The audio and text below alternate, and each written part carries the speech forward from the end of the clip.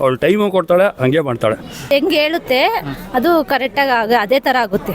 ಅವ್ನು ಮಲಗಿದ್ರೆ ಅವ್ನ ಮಗ್ಲಿಗೆ ಹೋಗಿ ಹೊಡೆಯೋದಂತೀನಿ. ಬರೋಕ್ಕಿಂತ ಮುಂಚೆ ನಾನು ಝೀರೋ ವ್ಯಾಲ್ಯೂ.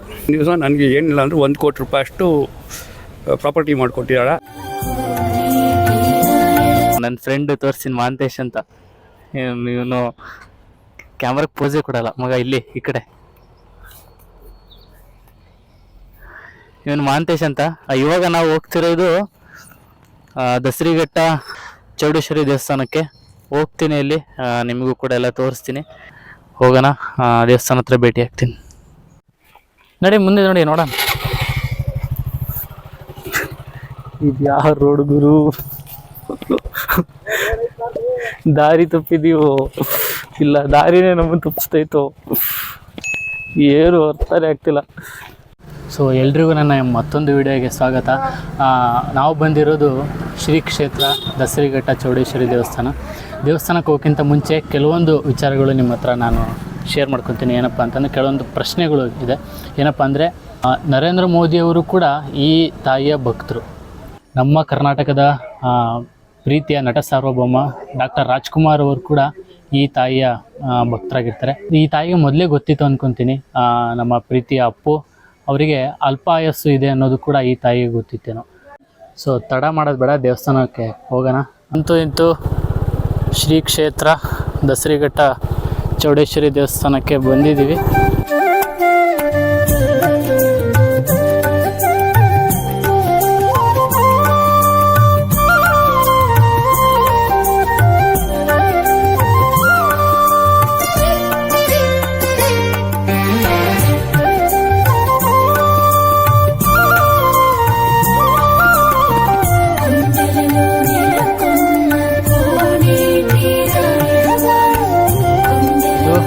ದಸರಿಘಟ್ಟ ಗ್ರಾಮ ದೇವತೆ ಕರಿಯಮ್ಮ ದೇವಿ.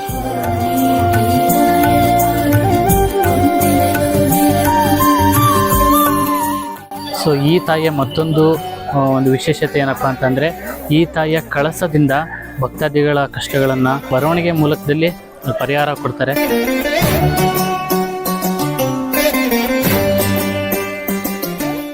ಸುಮಾರು 400 ವರ್ಷಗಳ ಇತಿಹಾಸ ಈ ದೇವಸ್ಥಾನಕ್ಕಿದೆ.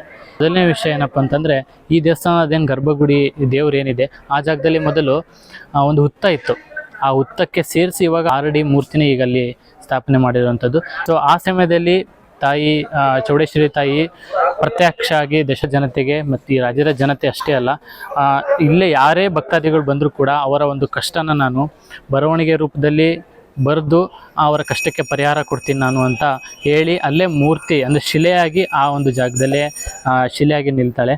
ಈ ವಿಡಿಯೋ ಕೊನೆ ತನಕ ನೋಡಿ. ನಿಮಗೆ ಕೊನೆಗೆ ನಾನು ಆ ಎಲ್ಲ ಪ್ರಶ್ನೆಗಳಿಗೂ ಉತ್ತರವನ್ನು ಕೊಡ್ತಾ ಹೋಗ್ತೀನಿ.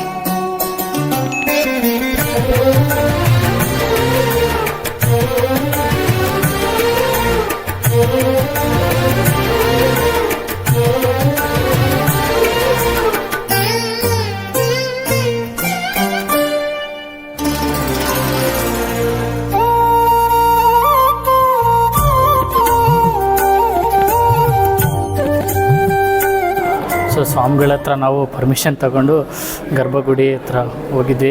ತಾಯಿಯ ದರ್ಶನ ಭಾಳ ಚೆನ್ನಾಗಾಯ್ತು. ನನಗಂತೂ ಭಾಳ ಖುಷಿ ಆಯಿತು. ಅಲ್ಲೇನೋ ಒಳಗೆ ಹೋಗ್ತಿದ್ರೆ ಮೈಯೆಲ್ಲ ಜುಮ್ಮು ಅಂತಿದೆ ನನಗಂತೂ.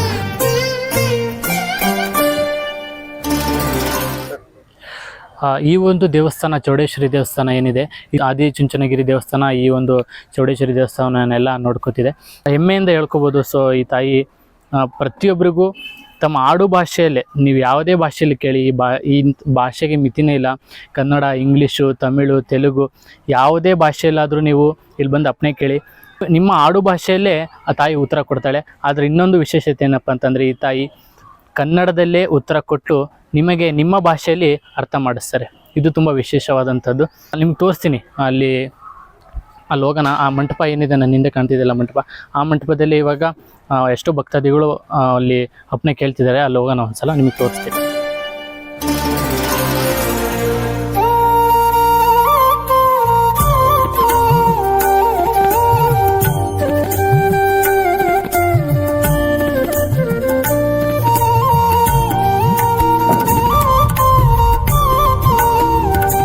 ಸೊ ಈ ತಾಯಿಯ ಮಹಿಮೆ, ಈ ವಿಶೇಷತೆ ಬಗ್ಗೆ ಖುದ್ದು ನಾವು ಸ್ವಾಮಿಗಳ ಹತ್ರನೇ ಮಾತಾಡೋಣ.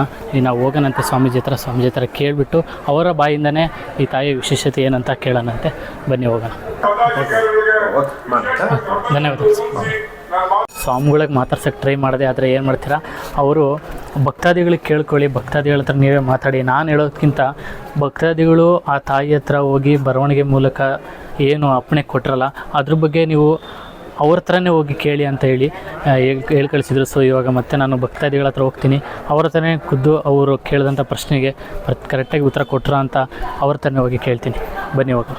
ಸೊ ಇವಾಗ ತಾನೇ ತಾಯಿ ಹತ್ರ ತಮ್ಮ ಕಷ್ಟಗಳನ್ನ ಕೇಳ್ಕೊಳಕ್ಕೆ ಹೋಗಿದ್ರು. ಸೊ ಅವ್ರ ಹತ್ರನೇ ನಾವು ಡೈರೆಕ್ಟ್ ಭಕ್ತಾದಿಗಳ ಹತ್ರನೇ ಮಾತಾಡೋಣತೆ. ಸರಿ.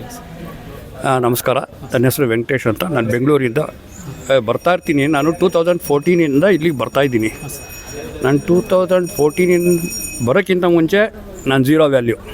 ಇವತ್ತಿನ ದಿವಸ ನನಗೆ ಏನಿಲ್ಲ ಅಂದರೆ 1 ಕೋಟಿ ರೂಪಾಯಿ ಅಷ್ಟು ಪ್ರಾಪರ್ಟಿ ಮಾಡಿಕೊಟ್ಟಿದ್ದಾಳೆ. ಏನೇ ಒಂದು ಆಗಬೇಕು ಅಂದರೂ ಸಹಿತ ನಾವು ಈ ತಾಯಿನ ಕೇಳ್ದಿರ ಏನೂ ಮಾಡೋದಿಲ್ಲ. ನಮಗೆ ಇಲ್ಲಿ ಬಂದಮೇಲಿಂದ 2014 ಇದುವರೆಗೂ ಎಲ್ಲನೂ ಚೆನ್ನಾಗೇ ಆಗಿ ಬರ್ತಾಯಿದೆ. ದೇವರ ಆಶೀರ್ವಾದ ಚೆನ್ನಾಗಿದೆ. ಯಾರ್ಯಾರು ನಂಬಿ ಬರ್ತಾರೋ ಅವ್ರಿಗೆಲ್ಲ ಒಳ್ಳೆಯದಾಗುತ್ತೆ ಅಂತ ನಾನು ನಿಮ್ಮ ಮನಸ್ಸಲ್ಲಿರೋ ಪ್ರಶ್ನೆ. ಖಂಡಿತ ಅವಳು ಟೈಮು ಕೊಡ್ತಾಳೆ, ಹಾಗೆ ಮಾಡ್ತಾಳೆ. ಟೈಮು ಕೊಡ್ತಾಳೆ, ಹಾಗೆ ವರ್ಷದಿಂದ ಬರ್ತಿದ್ದಾರೆ ನೀವು? 2014 ಬರ್ತಾಯಿದ್ದೀನಿ. ಧನ್ಯವಾದ. ನಾವು 10 ವರ್ಷದಿಂದ ಬರ್ತಾ ಇದ್ದೀವಿ. ಪರವಾಗಿಲ್ಲ, ಎಲ್ಲ ಒಳ್ಳೇದಾಗೈತೆ. ಮತ್ತು ನಮ್ಮ ಮುಡ್ಲಿಗೆಲ್ಲರಿಗೂ ಓದೋದು ವಿದ್ಯಾಭ್ಯಾಸ ಚೆನ್ನಾಗೈತೆ ಅಂದರು. ಆಗೈತೆ, ಒಬ್ಳಿಗೆ ಕೆಲಸನೂ ಆಗೈತೆ. 10 ವರ್ಷದಿಂದ ಬರ್ತಾ ಇದ್ದೀವಿ. ಒಟ್ಟು ನೀವು ಕೇಳ್ಕೊಂಡಿದ್ದೆಲ್ಲ ಪ್ರಶ್ನೆ ಎಲ್ಲ ಉತ್ತರ ಕರೆಕ್ಟಾಗಿ ಕೊಟ್ಟು ಅವ್ರು ಹೆಂಗೆ ಹೇಳುತ್ತೆ ಅದು ಕರೆಕ್ಟಾಗಿ ಅದೇ ಥರ ಆಗುತ್ತೆ. ಆಗುತ್ತೆ. ಫ್ಯಾಮಿಲಿ ಪೂರ ಬಂದಿದ್ದೀವಿ, ಎಲ್ಲ ಫ್ಯಾಮಿಲಿ ಎಲ್ಲ ಬಂದಿದ್ದೀವಿ. ವರ್ಷ ಬರ್ತೀವಿ. ಮತ್ತು ಜಾತ್ರೆ ಆಯ್ತಲ್ಲ, ಆಗಲೂ ಬರ್ತಾ ಇರ್ತೀವಿ. ಅಮಾವಾಸ್ಯೆ ಹುಣ್ಣಿಮೆಲಿ ತುಂಬ ರಶ್ ಇರುತ್ತೆ. ಒಟ್ಟು ಬಂದಮೇಲೆ ನಮ್ಗೆ ತುಂಬ ಒಳ್ಳೆಯದಾಗಿದೆ. ನಾವು ಏನು ಕೇಳ್ಕೊಂಡಿದ್ದೀವಿ ಅದನ್ನು ಆನ್ ಟೈಮಲ್ಲಿ ಹೇಳಿದಾಳೆ. ನನಗೆ ಮನೆ ಕಟ್ಟಬೇಕಾದ್ರೆ ತುಂಬ ಹೆಲ್ಪ್ ಮಾಡಿದ್ರು. ಆ್ಯಂಡ್ ನಾವು ಮನೆ ಕಟ್ಟೋದಕ್ಕೆ ಒಂದು ಡೇಟ್ ಫಿಕ್ಸ್ ಮಾಡ್ಕೊಂಡು ಬಂದಿದ್ವಿ. ಆಗ ತಾಯಿ ಹೇಳೋದು ಈ ಡೇಟಲ್ಲಿ ಮಾಡಬೇಡಿ ಅಂತ. ನಾನು ಯಾಕೆ ಅಂತ ಹೇಳಿದ್ರೆ, ಇಲ್ಲ ನೀನು ಈ ಡೇಟಲ್ಲಿ ಮಾಡಬೇಡ, ಇನ್ನೊಂದು 6 ತಿಂಗಳು ಬಿಟ್ಕೊಂಡು ಮಾಡು ಅಂತ ಹೇಳಿ.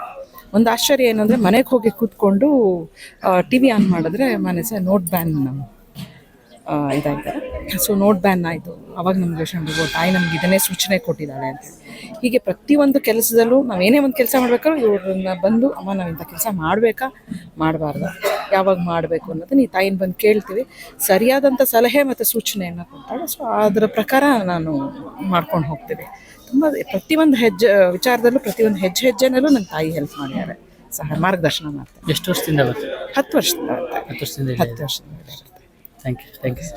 ಸೊ ನೋಡಿದ್ರಲ್ಲ, ನಾವು ಹೇಳೋದಕ್ಕಿಂತ ಅವ್ರ ಬಾಯಲ್ಲೇ ಕೇಳೋದು ಒಂಥರ ಏನೋ ಒಂಥರ, ನಾವು ಹೇಳಿದ್ರೆ ಏನೋ ಒಂಥರ ಹೇಳ್ತಾರೆ, ಏನು ಸುಳ್ಳು ಹೇಳ್ತಿದೆ ಹಂಗೆ ಅಂತ. ಸೊ ಅದಕ್ಕೆ ನಾನು ಅವ್ರ ಹತ್ರನೇ ಡೈರೆಕ್ಟ್ ಭಕ್ತಾದಿಗಳ ಹತ್ರನೇ ಹೋದೆ. ಆ ಭಕ್ತರ ಹತ್ರ ಕೇಳಿದೆ. ಅವ್ರು ಹೇಳ್ತಿದ್ರು 0 ಇವಾಗ ನಾನು ಕೋಟಿ ಅಂತ. ಸೊ ಇಷ್ಟೆಲ್ಲ ಅರ್ಥ ಮಾಡ್ಕೊಳ್ಳಿ ತಾಯಿ ಮಹಿಮೆ ಹೇಗಿದೆ ಅಂತ. ಸೊ ಇಲ್ಲೇನಪ್ಪ ಅಂದರೆ ಪ್ರಶ್ನೆಗೆ ಇತಿಮಿತಿನೇ ಇಲ್ಲ. ನೀವು ಎಷ್ಟಾದ್ರೂ ಪ್ರಶ್ನೆ ಕೇಳ್ಕೊಳ್ಳಿ, 5 ಅಲ್ಲ 50 ಅಲ್ಲ, ನೀವು ಎಷ್ಟೇ ಪ್ರಶ್ನೆ ಕೇಳಿ ಪ್ರತಿಯೊಂದಕ್ಕೂ ಉತ್ತರ ಕೊಡ್ತಾರೆ. ಮತ್ತು ಇಲ್ಲಿ ಫೀಸು 250 ರೂಪೀಸ್ ಇದೆ. ಒಂದು ರಸೀದಿ ಮಾಡಿಸಿದರೆ ಅಲ್ಲಿ ನಿಮಗೆ ಅಪ್ಪಣೆ ಕೇಳೋಕ್ಕೆ ಕುದುರಿಸ್ತಾರೆ.